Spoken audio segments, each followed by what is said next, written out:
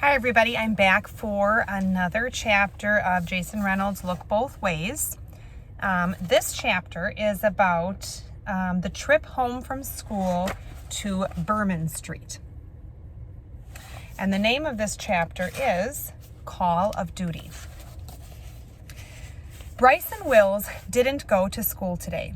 His mother let him stay home, not because of all the pain in his face, the black eye, the busted lip, the swollen jaw, the scrapes, but because she figured it was a good idea to let things cool off, to put some space between him and what happened, to let the situation breathe. Before she left the house, she told Bryson a bunch of things, that she loved him and was proud of him, but most importantly, that he shouldn't play video games all day. Bryson's father came in his room after his mom and told him the same things, minus the part about video games. "Love you, Bry," his dad said, kissing him on the cheek over and over again like he did every morning, until Bryson grunted something that his father translated, "Love you too." Then Bryson rolled over, his plush mattress suddenly prickly like a bed of nails against his bruised body. A few hours later, Bryson was awake, standing, yawning, stretching, all of which felt like he was pulling himself apart. He eased down the hall, into the kitchen, microwaved a bowl of oatmeal, poured a glass of apple juice. Then sat in front of the TV where, even though his mother said not to, he'd planned to play video games. All day. He didn't want to think about school or after school, the walk home, none of it. But he couldn't help it. The thoughts were there, like the smell of coffee that seemed to linger in the house long after it had been brewed. Bryson chewed his lumpy oatmeal slowly, choked it down, replaying the scene, the moment that landed him there with a body on fire. The punches thrown, the kicks kicked, everyone's phones out, recording. He'd seen the clips all over social media the night before. Commentary, filters, memes, hashtags. Hashtag Berman Street Beatdown. The shaky footage of him throwing haymakers, trying not to fall, because once you fall, it's over. Everyone knows that. Ain't no getting up, ain't no coming back. He signed out, then signed back in, then deleted all the apps from his phone, at least for a few days. He wouldn't have been able to, but his mom made him. Made him unplug from the laughs and likes, from the chatty captions and antics from kids who barely spoke in school but had mastered saying the right things online, matched with the perfect light and angle to turn out of this world boredom into an Oscar-worthy blockbuster. And now Bryson was sitting alone on the living room floor, trying to swallow sludgy oats and forget it all by going to war. The television glowed. Call of Duty. Xbox powered on. Headset on. Controller gripped. And Bryson Wills crawled into World War II. Ty Carson went to school today, and the whole time he was there, he felt like he was being watched, stared at, even though the new rumor had taken over yesterday's old one, because rumors only last a day. But still, Ty felt like his classmates were following him. Not stalking him, peeping around corners and things like that, no, but more like looking away whenever he'd catch their eyes, or cutting their conversations whenever he walked by, like he was some kind of human mute button. Made him paranoid. So paranoid he even felt like every clock was actually a giant one. And every time the bell rang, he imagined it was the building laughing at him. He was losing it and wished he could make himself small, unseeable, turn himself into a speck, into a black streak swiped across the floor from a sneaker sole, turn himself into a penny swept into one of the corners by Mr. Munch's big broom. But he couldn't do none of that, so he shrank mentally, tried to crawl inside himself. Another thing he wished he could really do. Be like a turtle. Pull his head into the home of his body.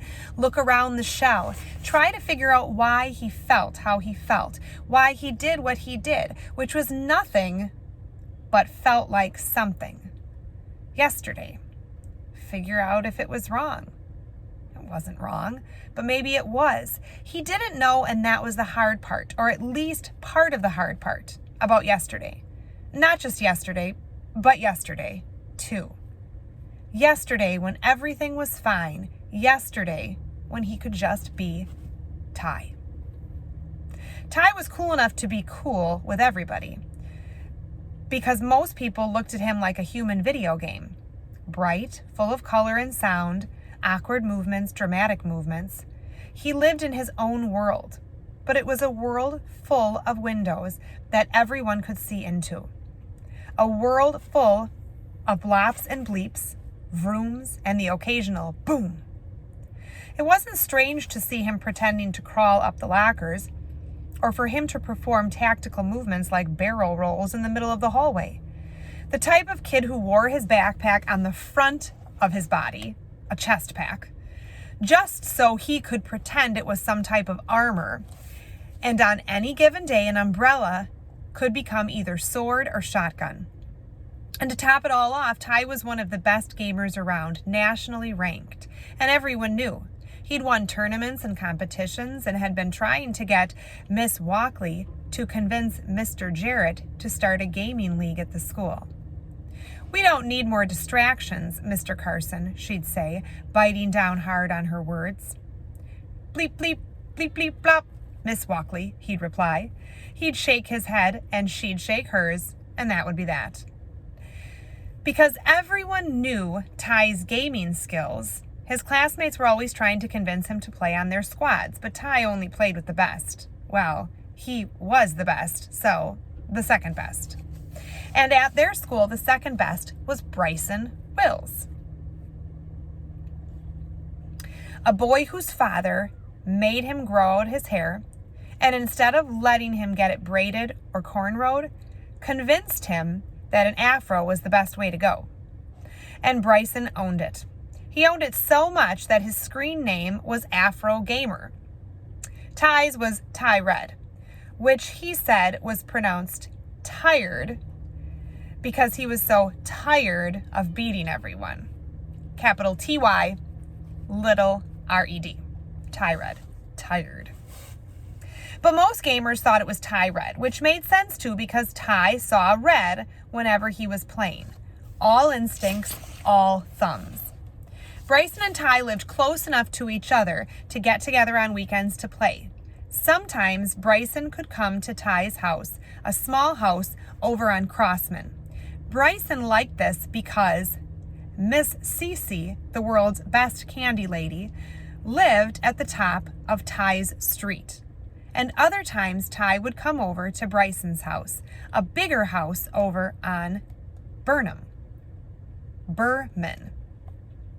Ty preferred to play at Bryson's. The snacks were better, the TV was bigger, and the tiny dog named Max Payne wasn't running around barking and clawing at it. The game of choice? Call of Duty, World War II, which really bothered his parents. Pac-Man. Now, that's a game. You just eat and run away from ghosts, which is what I like to call life, his father said, joking. Or Super Mario Bros, his mother added. I mean, other than fighting the big bosses, you're basically just trying not to be eaten by the environment. Mushrooms and plants and turtles, his father yipped. It's nothing like what you're playing. Ty tried to convince his parents Call of Duty was educational, that it was basically like interactive social studies class, that there was no better way to learn about the particular war than to jump right into it. There is no way you can know war, son, Ty's mother scolded. Not unless you fought in one, and you haven't. You're talking about Nazis. That's a lot more than some video games. Ty understood that he didn't know the kind of war he was simulating in the game, that his controller wasn't a rifle and his raggedy family reunion t-shirt wasn't a flak jacket. His headset wasn't a helmet, and the sounds in his ears were, in fact, just sounds in his ears. But Ty also knew that there was some kind of war he was in. Some kind of battle he did know, but couldn't make sense of.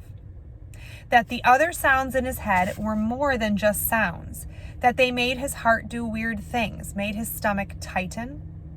Ty knew the anxiety of a kind of war. He knew the adrenaline and the confusion of it all. Because yesterday.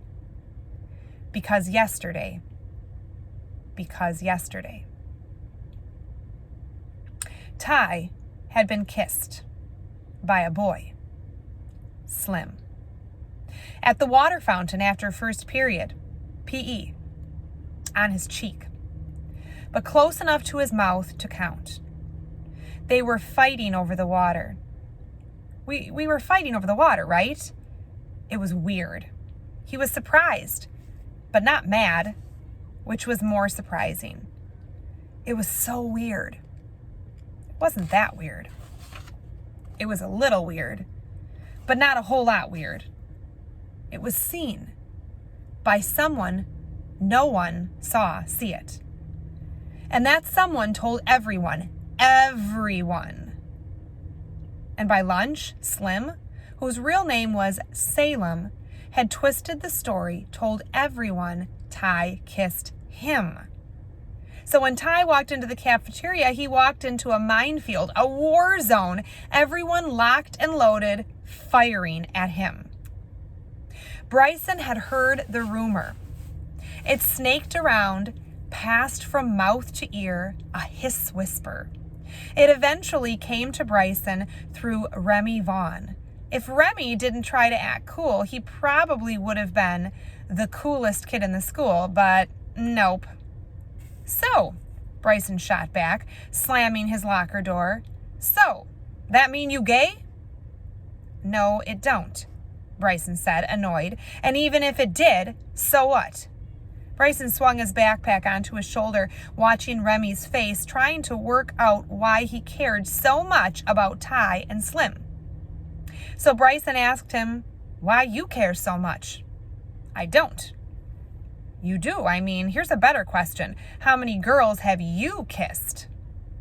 I don't know, a bunch, Remy said, looking off. Bryson knew that was a lie and that he hadn't kissed anyone. And Bryson didn't hold that against him because he hadn't kissed anyone either. But he never lied about it. It was no big deal. Plus, why lie to a person who knows the truth? Remy's best friend, Candace, was Bryson's cousin, and she was always going on and on and on about how Remy was forever acting like some kind of lover boy that no one's ever loved. Right. A bunch. I guess negative numbers are still numbers, Bryson razzed. I just think it might be best to mind your own business. He patted Remy on the shoulder and walked away. In the cafeteria, instead of people leaving Ty alone, instead of them cracking their stupid jokes to each other, a bunch of them had decided they'd sit with him, crowd around him at the lunch table, tease him to his face, including Slim. By the time Bryson got there, they were calling Ty all kinds of names. Names that bite. Names that stick and mark. Names that catch fire and leave a burnt smell in the air. The boys mocked him, bending their wrists as if they just shot a basketball and were holding the follow-through. Holding. Yo, what's going on? Bryson asked. Coming up to the table, he stood behind Ty, his hair like an eclipsed sun. Scoot over, Ty. Let me slide in. Ty inched to the left, and Bryson sat next to him, set his tray of mozzarella sticks on the table. What's everyone talking about? Oh, nothing, Slim said. Just that Ty tried to kiss me because he's gay. He said it like it was a your mama joke. Like he'd just chopped Ty down. Ty shook his head like it didn't matter, but Bryson could tell it did. It for sure did. Interesting, Bryson said, looking down at the fried cheese fingers on his tray. Because I heard you kissed him. He glanced up at Slim. Because that's true, Ty confirmed. Relieved, Bryson was there, his back up, just like in the game. Watch my back. Cover me, cover me. That ain't true, Slim barked, looking around to make sure everyone heard him. That ain't true. I wouldn't kiss no boy. Hey, hey, hey, man. Bryson put his hands up. If you did, you did. It's all good. I mean, you might want to ask permission next time instead of just sneaking it. That's a little weird, but relax. The other guys at the table didn't know if they should laugh or ooh or nod or what. They couldn't tell if Bryson was being serious or if he was just joking around. You talking like you like boys too, Trey Larson, a fake tough guy who everyone knew got chumped by the smallest kid in the school, said to Bryson. Bryson started laughing. Am I? I think Slim is. Matter of fact, I think all y'all are. Bryson pointed at all the jokesters. Like my father always says, those that scar you are you. Those that scar you are you. He checked their faces, and it wasn't hard to tell that they had no idea what that meant. He looked at Ty, and Ty's face looked no different. A gem dropped in the mud. The point is, I don't like boys. Not like that. But I like Ty. He patted Ty on the back. Matter of fact, I like him more than I like y'all, and for real, I don't see what the big deal is. Kiss on the cheek? That's what all y'all roasting him for? A kiss on the cheek? Really?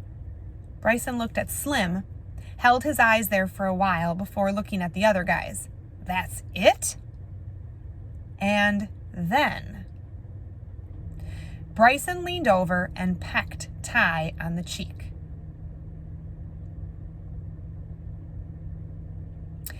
Then put his eyes right back on Slim. Look at that. I'm still alive. He made his voice sound ghostly, shrugged, then ate a mozzarella stick. The table fell silent, well, at least to Bryson and Ty. They wouldn't have known if the other boys actually stopped talking and joking because they were no longer paying attention. But attention would be paid, and it would be paid to Bryson, because for the remainder of the afternoon, the rumor had become different. It had transformed, switched from Ty kissing Slim to Bryson kissing Ty, the mighty snake of gossip going from a harmless garter to a venomous python. Bryson did his best to ignore it all, to think about it as a stage in a game, a board beaten only by making it to the end of the day bell. But as soon as the bell rang and Bryson left school, he noticed that Slim and some of the other boys were following him down Portal Avenue. Bryson knew they were trailing him because he'd never seen them walk this way before, and he was pretty sure they didn't live on his side of the neighborhood. He could hear them laughing, hear them yelling things, and even though he couldn't make out what they were yelling, he could still feel the sounds of their voices pricking him like staples in the back. As soon as he turned down Berman Street, Bryson could hear their feet quicken, hear the footfalls on the pavement speed up like rain going from drizzle to downpour. And instead of running, Bryson just turned around, put his hands up, and did his best. That was yesterday. And today, at school, Ty heard the whispers. The python had become a boa, strangling him, wrapped all around his body, squeezing him, crushing his lungs and heart. Then whispers did nothing but confirm what he'd already known, what he'd already seen online the night before. The rumors that Slim and Andrew and whoever else they were with had jumped Bryson. That Bryson had held his own as best he could, but there were 4 of them. That they were calling him everything but his name. So in Mr. Devanzo's last class of the day, when the bell rang, Ty ran. He ran out of class. He ran down the corridor. He ran through the double doors. He ran past Mrs. Post. He ran down Portal Avenue as fast as he could for as long as he could until he was out of breath. Then he walked fast and stopped only when he got to a house a few blocks before Berman Street. A big beige-colored house with a big window, beautiful green grass and shrubs that outlined the yard, accented by 2 large rose bushes. He looked around, to the left and right, behind him, in front of him. Then he jammed his hand into the bush and snatched a fistful of roses, the thorns needling into his fingers and palm. Hurt. But he ran. He ran and ran and ran, on and on. Left on Berman, down Berman, left at Bryson's, which looked nothing like the houses on Portal Avenue. No big window, no shrubs or hedges, no driveway, a metal chain link fence that opened onto a walkway that led to the front door. If Bryson hadn't paused the game to make himself a bologna sandwich, he wouldn't have heard the doorbell. He'd been playing Call of Duty all day. It's an hour back into the time when he's home, when Bryson is at home.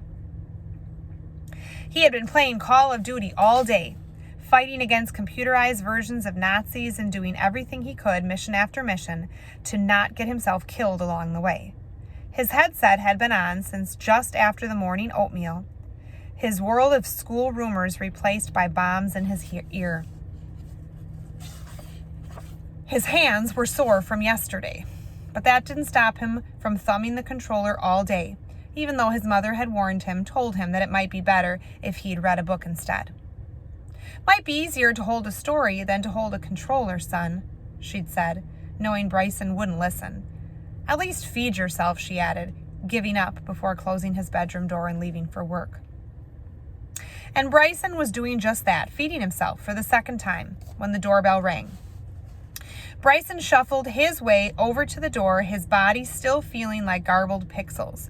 He looked through the peephole like his father taught him, unlocked the deadbolt, turned the knob, pulled the door open. Ty? Ty stood there breathing heavy, holding 3 or 4 roses. It was hard to tell exactly how many because they were mangled. The human video game seemed to glitch in red streaks. The same red as the petals of the flowers was dripping from his shaking palm. You okay, man?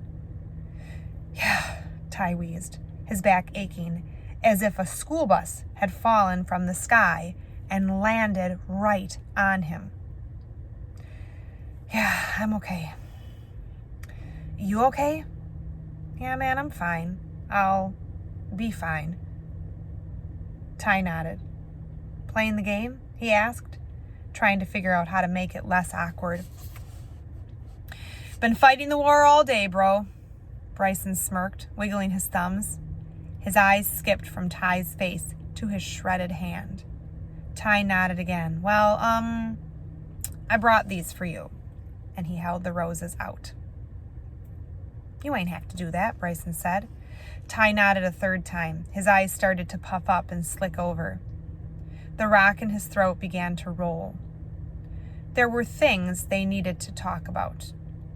Things they didn't need to talk about. There was a lot to say, but nothing that needed to be said. Bryson carefully took the flowers, smelled them like he'd seen his mother do. They made his nose itch. Hey, man, we'd better wash that blood off your hand, Bryson said, opening the door wide. And Ty nodded once more. And that is the end of the chapter about Bryson and Ty and the trip home from school, or staying home from school, on Berman Street.